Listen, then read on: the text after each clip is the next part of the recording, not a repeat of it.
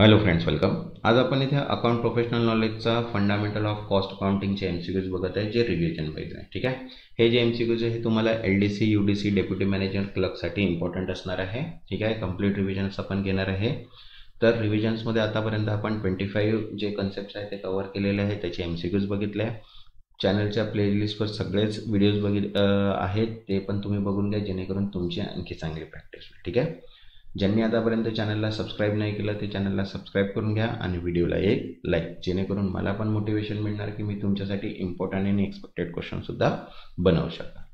तर बघा, आजचा फंडामेंटल ऑफ कॉस्टिंगचा क्वेश्चन आहे. First, which of this is not an objective of cost accounting? खालीलपैकी कोणते उद्दिष्ट कॉस्ट अकाउंटिंगचे नाही? आन्सर आहे third, assisting share holder in decision making. भागधारकांना निर्णय घेण्यासाठी मदत करणे is not a objective of cost accounting. Next, second, which of the following are the direct expenses? खालीलपैकी कोणता थेट खर्च आहे? तर बघा, इथे cost of special design and higher tool for job means दोन्ही. विशेष रेखाचित्र किंवा डिझायनरचा खर्च, एखाद्या कामासाठी साधनांची भांडवली केलेली उपकरणे. आन्सर येईल इथे फर्स्ट 1 and 2. ठीक आहे. Next, third, salary paid to plant supervisor is a part of. Plant सुपरवायझरचे वेतन खालीलपैकी कोणत्या खर्चात समाविष्ट असते? आन्सर आहे सेकंड, फॅक्टरी ओव्हरहेड, कारखानावरील खर्च. Next, fourth, depreciation of directors laptop is treated as. संचालकाचा लॅपटॉपवरील घसारा कोणत्या खर्चात गणला जातो? आन्सर आहे थर्ड, ॲडमिनिस्ट्रेटिव्ह ओव्हरहेड, प्रशासकीय वरील खर्च.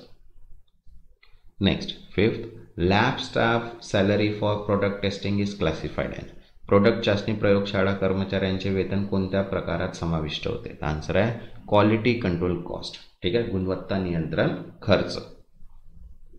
Next, six, audit fees paid to the external auditor is. बाह्य लेखापरीक्षकांना दिले जाणारे लेखा शुल्क कोणत्या खर्चात येते? आन्सर आहे थर्ड, ॲडमिनिस्ट्रेटिव्ह कॉस्ट, प्रशासकीय खर्च.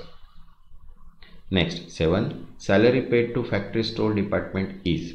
फॅक्टरी स्टोअर विभागास दिले जाणारे वेतन कोणत्या प्रकारात मोडते? आन्सर आहे सेकंड, फॅक्टरी ओव्हरहेड, कारखानावरील खर्च.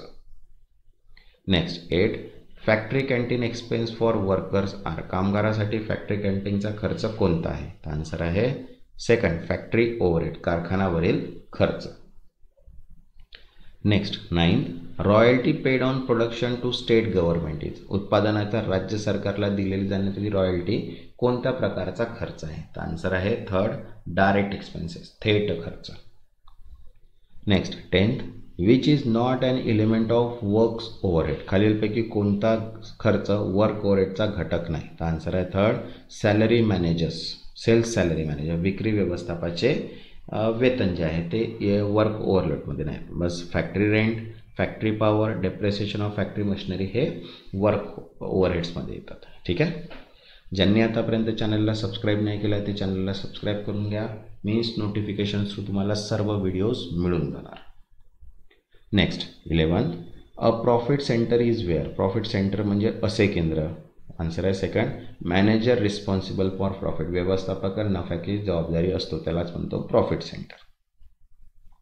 तसंच बघा, all in one accounts PDF available आहे, ज्याच्यामध्ये 7ही चॅप्टर्स कवर आहे. त्याची प्राईस आहे 750 रुपीज. 7000 MCQs याच्यामध्ये कवर आहे आणि कंबाईन आहे इंग्लिश आणि मराठी लँग्वेजमध्ये. ज्यांना पण ही PDF हवी असेल त्यांनी दिलेल्या नंबरवर व्हॉट्सअप करा, तिथे तुम्हाला PDF अवेलेबल होऊन जाईल.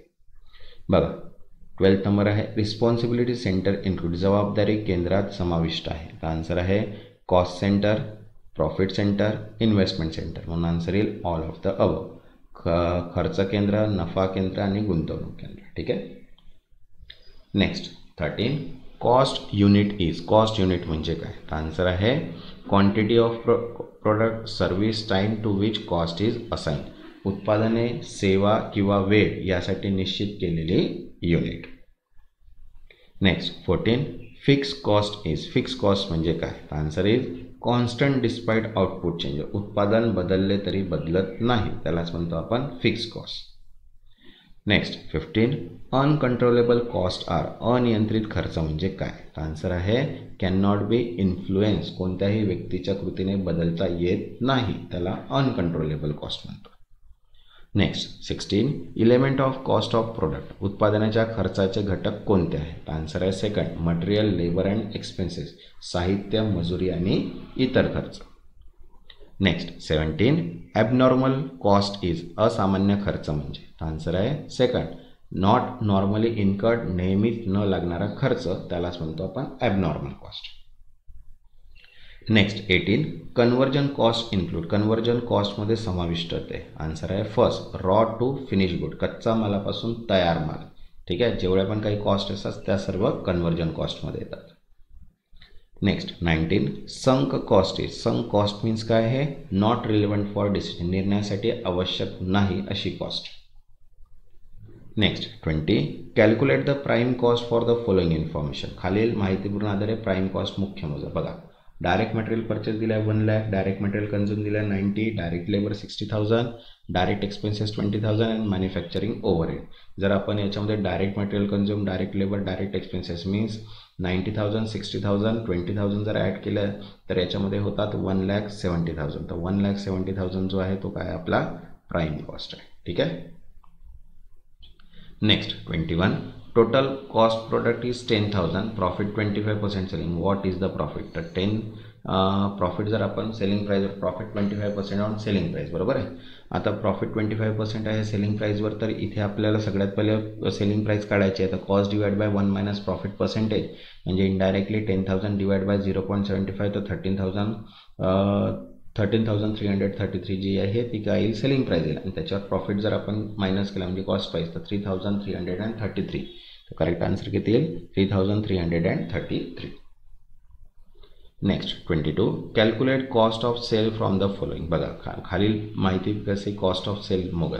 बघा नेट वर्क कॉस्ट दिले 2 lakh, office administration overhead 1 lakh, opening stock 10,000, closing stock 20,000, closing stock finish goods 30,000, no opening finish and selling overheads 10,000. जर आपल्याला कॉस्ट ऑफ सेल्स काढायची असेल तर आपण कॉस्ट ऑफ प्रोडक्शन पहिले काढू. तर 2 लाख प्लस 10,000 मायनस 20,000. ठीक आहे. तर 1,20,000 कॉस्ट ऑफ प्रोडक्शन आली. आता कॉस्ट ऑफ सेल जर काढलं तर 1,90,000. ठीक आहे, प्लस 1 लाख प्लस 10,000 मायनस 30,000 जर केलं तर इथे 2,70,000. तर इथे किती येईल? 2,70,000. याचा आपण सेपरेट व्हिडिओज बनवतच आहोत. तर त्याच्यामध्ये तुम्ही हे जे क्वेश्चन्स आहे हे पूर्ण मी तिथे समजून सांगत आहे डेलीचे क्वेश्चन. तर तिथे पण तुम्ही हे क्वेश्चन्स बघू शकता. किंवा याची जर PDF पाहिजे असेल तर ती पण PDF अवेलेबल आहे. Formula and problem based question just ₹50. ती पण तुम्ही परचेस करू शकता. Next 23 which of the following is considered as a normal loss. खालीलपैकी तोटा नफा कोणता म्हणून ओळखला जातो? आन्सर आहे due to unavoidable process. Loss due to unavoidable म्हणजे अपरिहार्य प्रक्रियेमुळे नुकसान झालेलं. ठीक आहे. Next 24 the most important element of cost is. खर्चाचा सर्वात महत्त्वाचा घटक कोणता आहे? आन्सर आहे थर्ड मटेरियल मीन्स साहित्य. Next 25 direct material is. Direct material means थेट साहित्य हे कोणत्या प्रकारचे असते? आन्सर आहे बघा आता थेट साहित्य बघा इथे fix cost, semi variable, indirect हे तिन्ही नाही आहे म्हणून आन्सर आहे नन ऑफ दिस. असे पण क्वेश्चन्स येतात. ठीक आहे. तसंच बघा सर्व PDF अवेलेबल आहे. Accounts all in one, mock test PDF, accounts problems आणि रिव्हिजन बेस्ड PDF. ज्यांना पण ही PDF हवी असेल त्यांनी खाली दिलेल्या नंबरवर मेसेज करू शकता. तिथने तुम्हाला PDF मिळून जाईल. ठीक आहे. अकाउंटची जी प्राईस PDF आहे ती 750, मॉक टेस्टची 150, प्रॉब्लेम बेस्ड 50 आणि अकाउंट्सची 200. ठीक आहे. ज्यांनी आतापर्यंत चॅनलला सबस्क्राईब नाही केलं तर चॅनलला सबस्क्राईब करून घ्या आणि व्हिडिओला एक लाईक. तेव्हापर्यंत धन्यवाद.